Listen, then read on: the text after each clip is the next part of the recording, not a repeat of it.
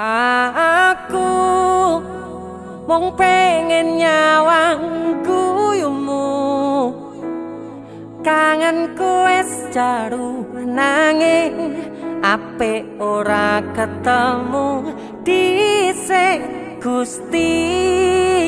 Dongaku kanggo keluarga, meski adoh ning mata rasa raga iki ya cedak ning ati.